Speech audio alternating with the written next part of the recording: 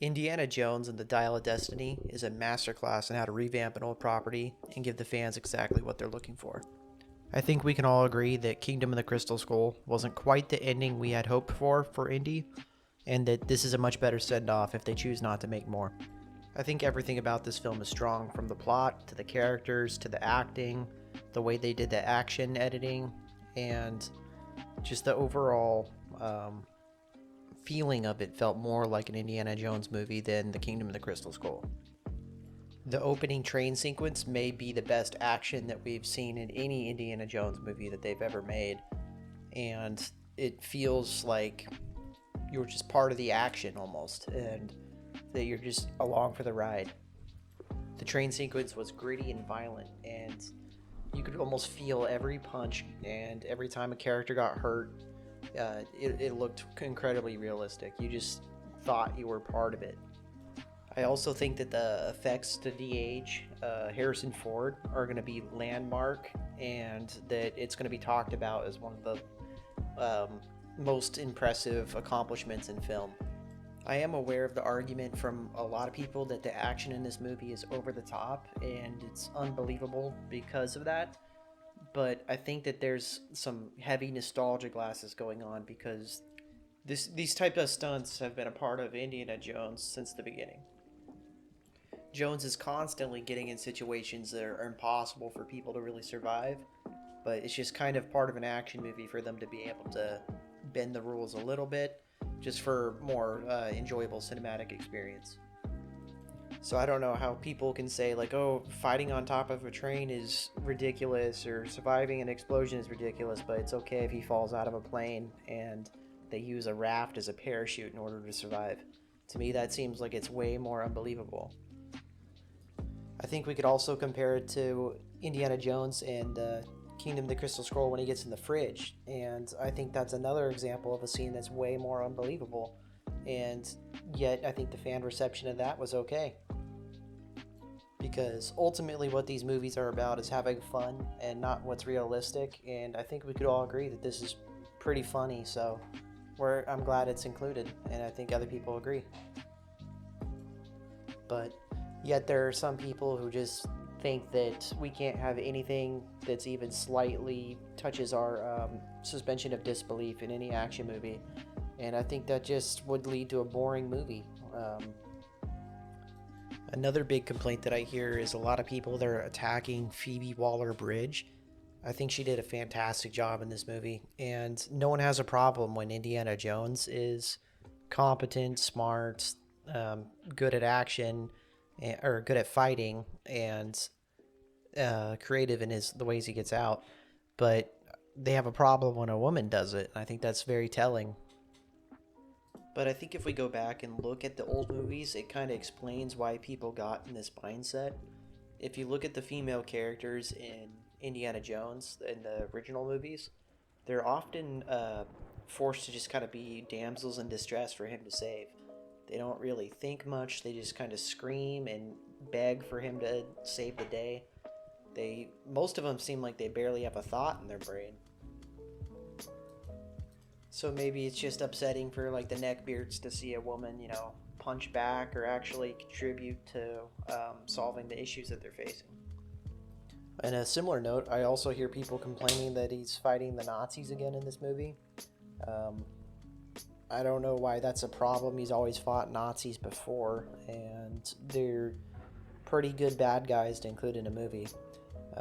I don't. Maybe it's because they're not some stereotype, a racist stereotype, and that's why they don't like them. Or maybe it's a little hitting too close to home to make fun of Nazis these days. I know there's a lot of people out there. They're gaining support.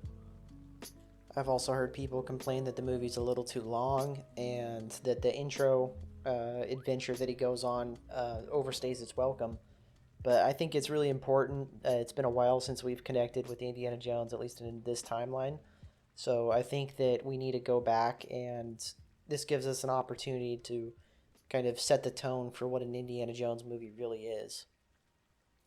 From the beginning, these movies were never grounded and completely realistic. They have a lot of magic throughout all of them, and so again, it's back to that whole argument that things in this movie are too unrealistic and um, it's unbelievable because of the things that people survive.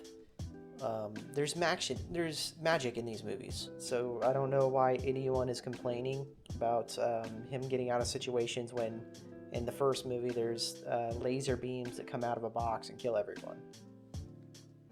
These are action adventure movies. It's not like John Wick or something. It's supposed to have some kind of corny stuff that wouldn't really happen in real life, and it's supposed to be just fun. We're supposed to enjoy ourselves and not be hypercritical and always be focused on what the most realistic outcome would be.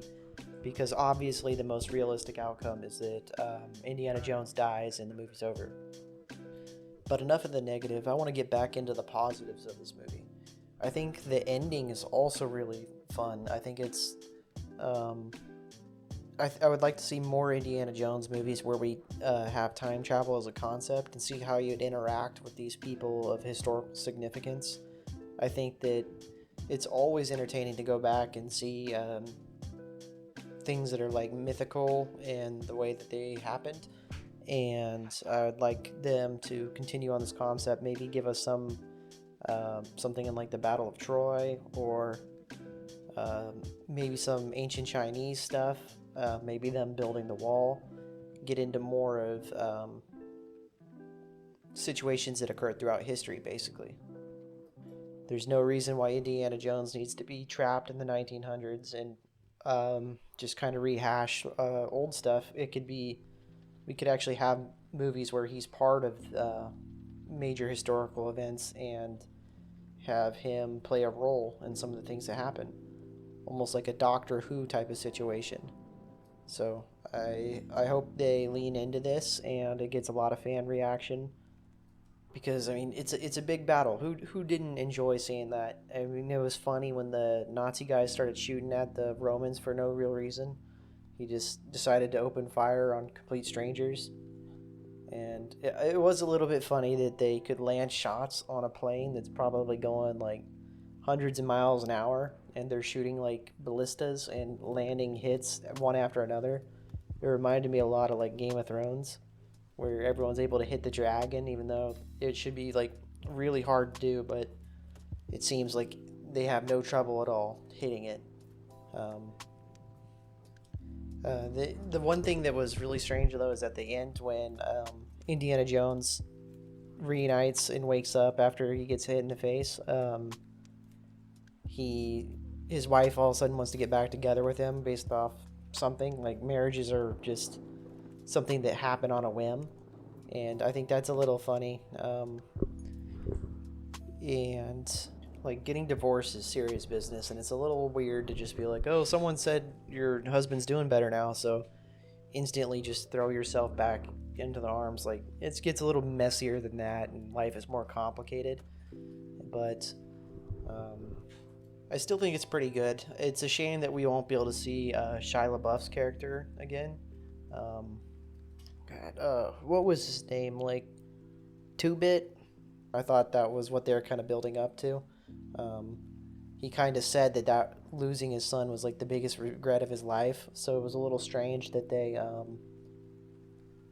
didn't bother to bring him back. It just kind of seems like, well, your son's still dead and you and your wife are old, but you know, this is definitely better than staying back at a time of historical significance that you would have loved.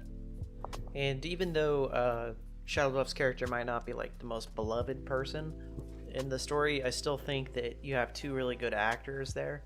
So even if it wasn't exactly an emotional payoff from the movies, I think they could kind of manufacture one the same way that Han Solo and Ben had their conversation. And even though they didn't really have much of a relationship in the movies, just the acting sold that they cared about it and that it was important to them.